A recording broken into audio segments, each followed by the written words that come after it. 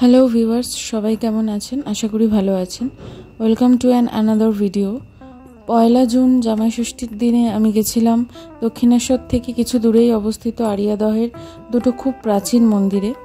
কিছুদিন আগে আমি আপনাদেরকে দেখিয়েছিলাম উত্তরপাড়ার মুক্তকেশী মায়ের মন্দির, আর আজকে আমি মুক্তকেশী মায়ের মন্দির দর্শন করাবো আবার আপনাদের, কিন্তু আড়িয়াদহের মা মুক্তকেশীর মন্দির দর্শন করাবো। কিভাবে সেখানে আপনারা যাবেন সেই লোকেশনটা আর রুটটা আমি আপনাদেরকে আগে বলে দিই।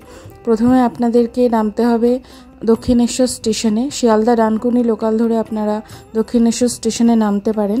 1 নম্বর প্ল্যাটফর্ম দিয়ে যে সিঁড়িটা নেমে গেছে বাইরের দিকে রাস্তায় চলে গেছে, সেই সিঁড়িটা দিয়ে নামতে হবে।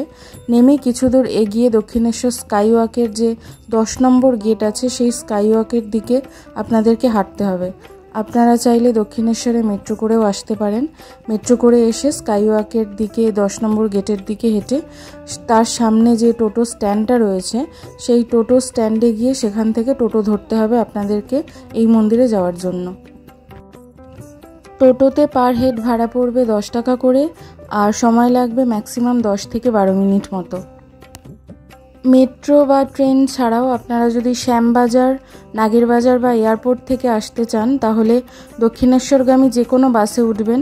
বাসে উঠে নামবেন দক্ষিণেশ্বর বাস স্ট্যান্ডে। সেখান থেকে স্কাইওয়াকের কাছে আসবেন, খুব একটা বেশি দূর না। এই 10 নম্বর গেটের সামনে এসে সেখান থেকে টোটো ধরে মন্দিরে যেতে পারেন।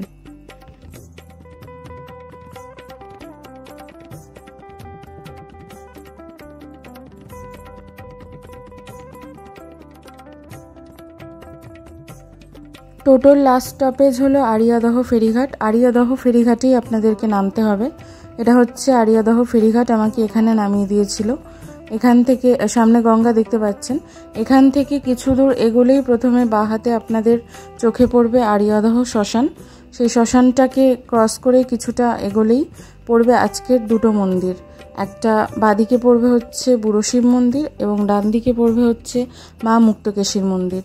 চলুন আপনাদেরকে আমি দেখাচ্ছি। এই যে সোজা রাস্তাটা দিয়ে চলে আসলাম ফেরিঘাট থেকে, এই যে বাঁদিকে দেখতে পাচ্ছেন, এটা হচ্ছে আড়িয়াদহ শ্মশান। বর্তমানে ইলেকট্রিক চুল্লির ব্যবস্থা হয়ে গেছে, যদিও এখানেই শ্রী শ্রী রামকৃষ্ণ পরমহংসদেবের মায়ের শেষকৃত্য সম্পন্ন হয়েছিল।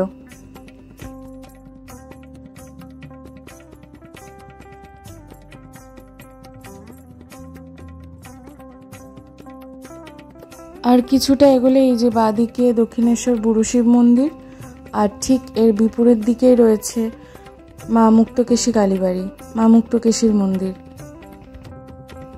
মন্দিরে ঢোকার মুখে ডান দিকে একটি ফলকে লেখা দেখতে পাবেন আপনারা, মুক্তকেশী কালীবাড়ি, স্থাপিত সন 1247।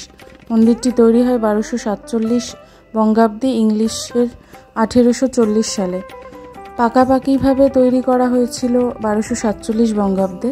তার আগে মন্দিরটি পাকাপোক্ত ছিল না, ছিল একটি তালপাতার ঘর। তাতেই মায়ের মূর্তি প্রতিষ্ঠা করে পূজা অর্চনা চলত।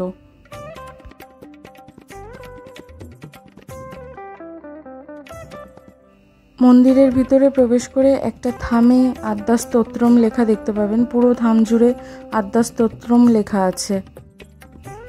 সমতল ছাদ বিশিষ্ট দালান মন্দির। মন্দিরটি পশ্চিমমুখী হলেও মায়ের গর্ভগৃহ কিন্তু দক্ষিণমুখী।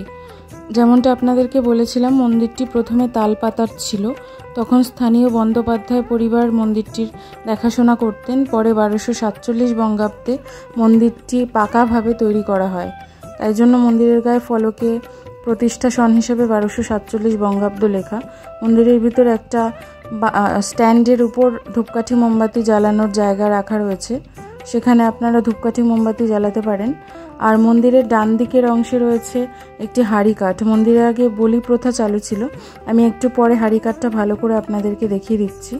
মন্দিরের ভিতরে একজন ভদ্রলোক বেশ অনেকগুলো ধূপকাঠি মোমবাতি, আলতা, সিঁদুরের প্যাকেট নিয়ে বসেছিল।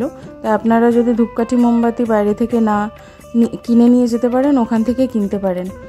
আর ফুল মিষ্টি আপনাদেরকে আগেই কিনে নিয়ে যেতে হবে, কাছাকাছি কোনো দোকান নেই।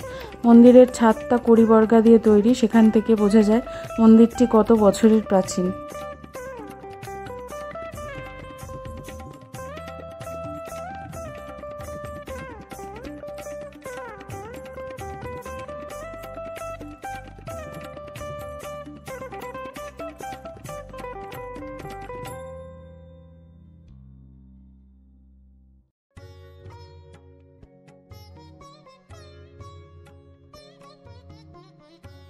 এই মন্দিরে বছরের 3টে সময় বিশেষভাবে এবং বড় করে পুজোর আয়োজন করা হয়ে থাকে।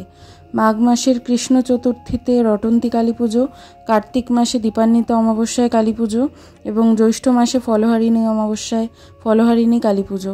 আর এছাড়াও দুর্গাপুজোর সময় এখানে বিশেষভাবে পুজো অনুষ্ঠিত হয়।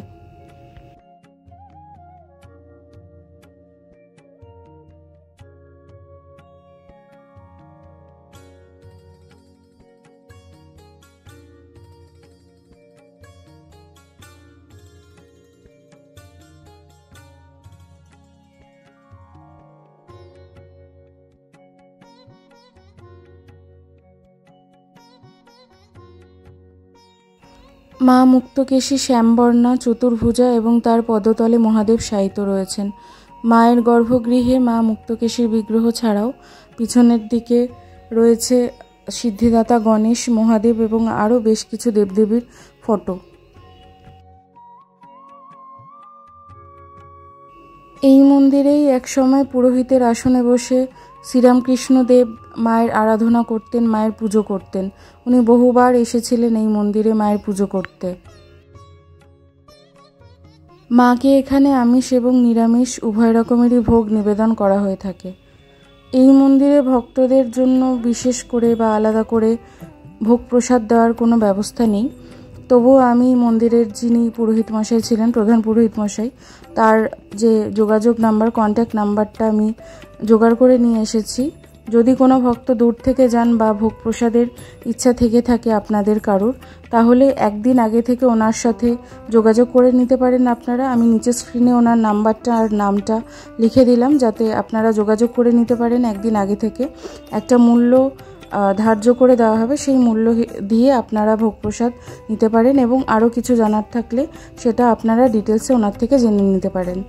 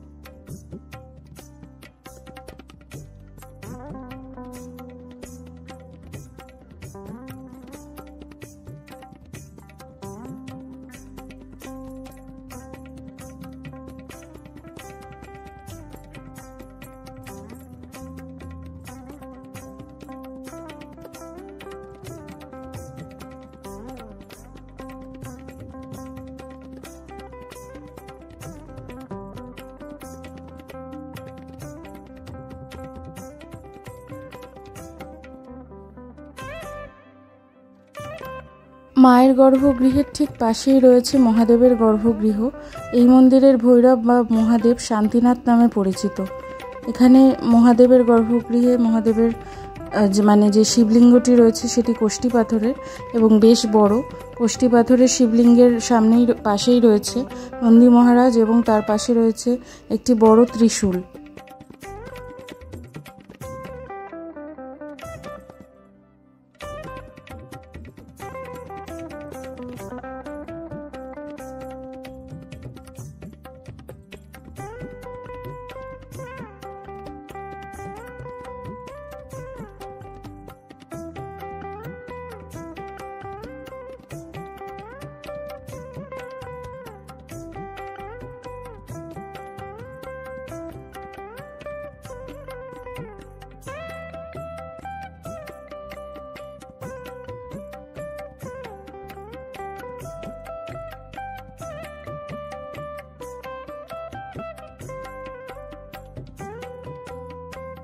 মায়ের গর্ভগৃহের সামনাসামনি কিছুটা দূরেই রয়েছে এই হাড়িকাঠ। এই মন্দিরে আগে পাঠা বলির প্রচলন ছিল, কিন্তু বর্তমানে পাঠা বলির প্রচলন বন্ধ হয়ে গেছে। সেই জায়গায় আখ, চাল কুমড়ো ইত্যাদি সবজি বলি দেওয়া হয়ে থাকে।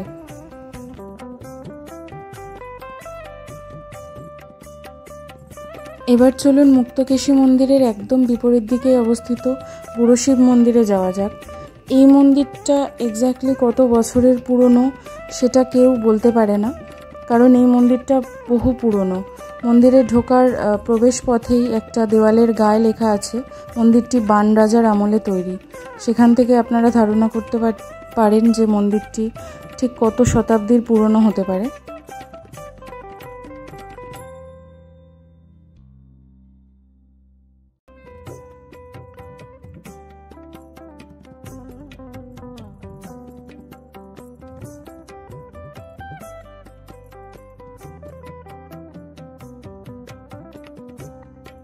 কথায় বলে বুড়ো শিব এখানে নাকি স্বয়ম্ভু। জনশ্রুতি রয়েছে রাজা হুসেন শাহের আমলে কোনো এক ব্রাহ্মণ শিবের স্বপ্নাদেশ পান। স্বপ্নে দেবাদিদেব তাকে বলেন তিনি বহুদিন ধরে গঙ্গার ধারে জঙ্গলের মধ্যে পড়ে রয়েছেন, তার যেন পুজোর ব্যবস্থা করা হয়। ঠিক এর পরের দিনই ওই ব্রাহ্মণ যখন গঙ্গার ধারে গিয়ে দেখেন সত্যি সত্যি সেখানে একটি শিবলিঙ্গ খুঁজে পান তিনি। তারপর ওই ব্রাহ্মণ শিবলিঙ্গটি নিয়ে এসে প্রতিষ্ঠা করেন।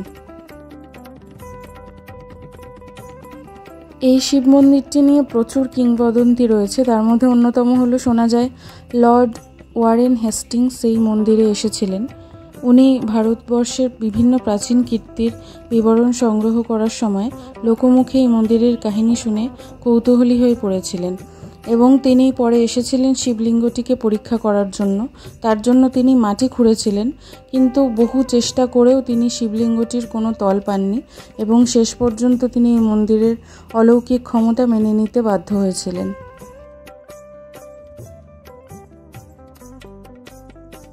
মন্দিরটি নতুন করে শেষবার সংস্কার করা হয়েছিল 1990 সালে। বর্তমানে মন্দিরটির সংস্করণ করা খুবই প্রয়োজন এবং তার জন্য মন্দির কর্তৃপক্ষ এখানে আসা সমস্ত ভক্তদের কাছ থেকে যে যেরকমভাবে যার যেরকম সামর্থ্য সেই অনুযায়ী মন্দির কর্তৃপক্ষকে প্রদান করে এই মন্দিরটি সংস্করণের কাজে সাহায্য করতে বলেছেন।